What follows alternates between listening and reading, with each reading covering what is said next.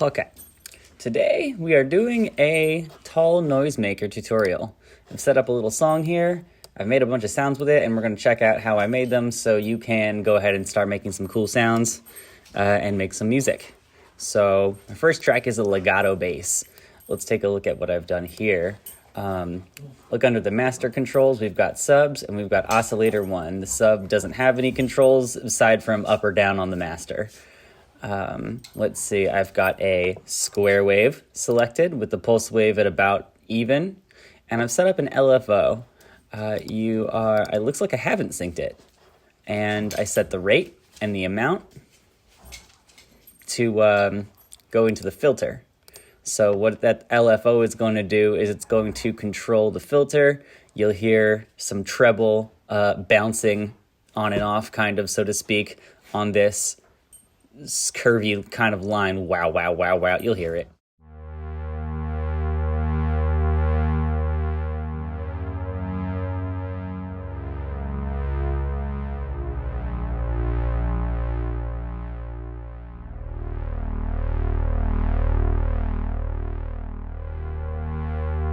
And it's important to have a long attack and a long release when you're going for kind of slow sounds. We're calling this a legato bass, smooth and slow.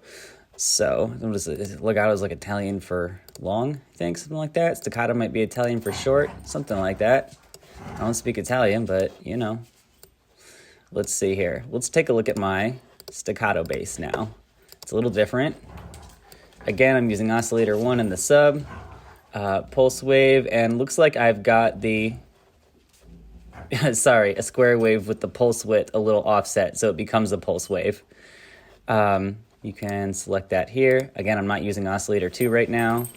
I gave it just a little attack to soften up the initial kind of hit, more release. I've set the decay and sustain to sound kind of more like a string instrument, less like a synth, I guess, but they all sound pretty synthy. We've reduced the cutoff a little bit. No LFO, no chorus. I don't think we have any reverb or nothing.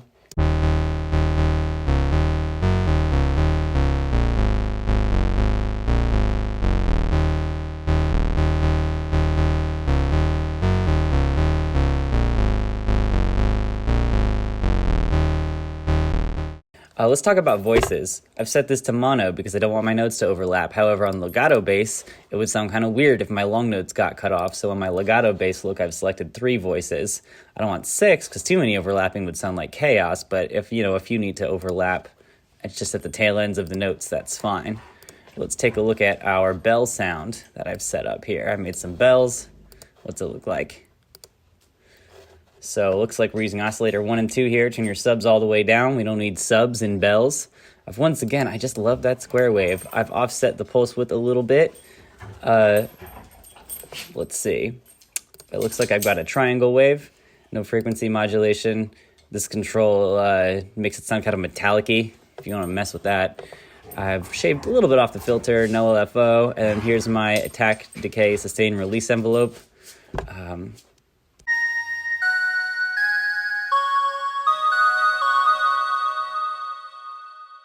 And I've set the chorus 1. It doesn't have that many controls. You just have 2 choices of different choruses. They're all right. They're a little heavy for me on most instruments, but on this, I really like it. I've turned the crush knob down to get some more metallic sound out of the waves here. And I've set up a reverb. You want to definitely turn up the pre-delay to make it sound more realistic. On the reverb, that'll put some time in between the initial note and when the reverb starts. Made a big space, made it wet, put some delay. Sync the delay, looks like to dotted eighth notes, it looks like. And make sure you do a low cut on your delay. You don't need, is that a low cut? Yeah, you don't really need low frequencies in there. Let's see, you can reduce the feedback if you want.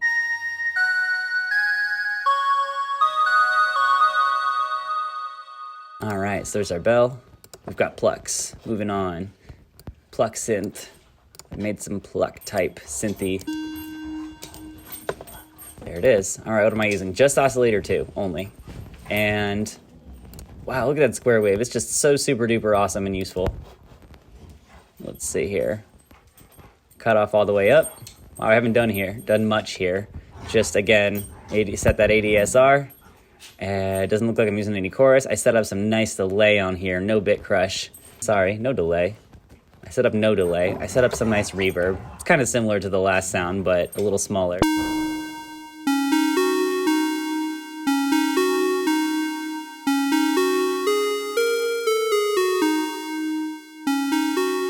Alright, I'm about it. I like that one. Now, I made some pads. Let's check out this pad. I just played some chords. And again, we're going to want to go into our voices and make sure you have more than mono at least selected. Usually a good idea to do, 4 to 6 if you're playing chords, so nothing gets chopped off. I've set a very slow attack, a very long release. Let's see. Oh, and I've messed with the LFO again here. So I've synced it to, it looks like dotted eighths. And let's see, the amount is negative to cut it down. So if you hear that jittering, that's the LFO.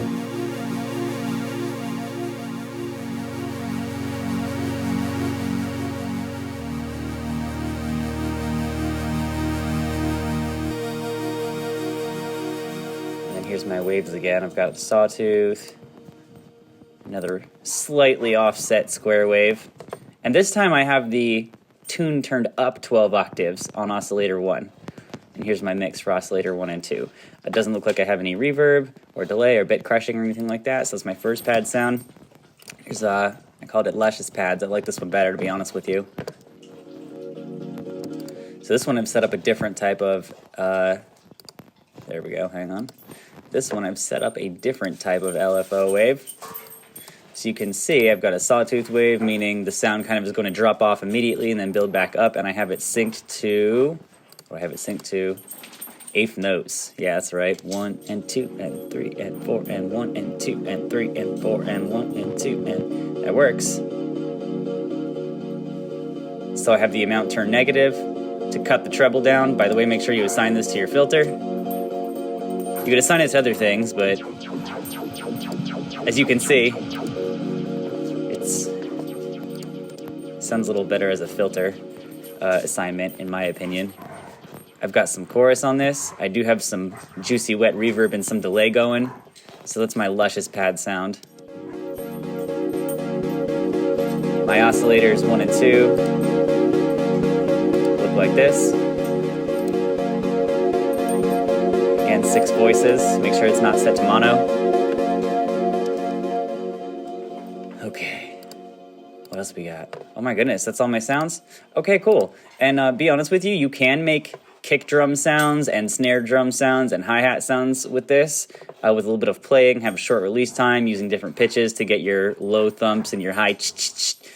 But you know what? To be honest with you, there's a lot better drum plugins, or if you have any drum hardware. I have an Electron Cycles that I really love. It's just like a little $300 groove box. And I've set up some other things. If your DAW, I'm sure your DAW has automation. I've automated the treble, so the treble's gonna do some things with the drums throughout the song. And it looks like I've set up a delay track, so we'll hear the delay come in over here on the beat, and then the beat will fade out with the treble. All right, cool. Well, that's all my sounds. I hope you enjoyed the tutorial. Let's take a listen to this song and see what we did with this.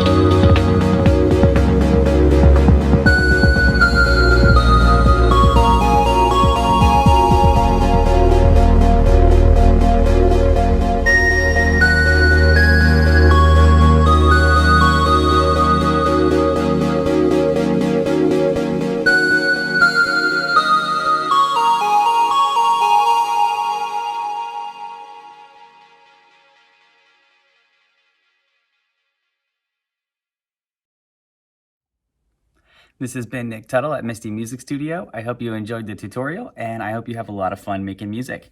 I give lessons, so shoot an email to mistymusicstudio@mail.com if you're interested in that. I've got some music for you to listen to in the description down there, and if you have any questions, go ahead and post them in the comments, and I will give them some answers. And we will see you next time.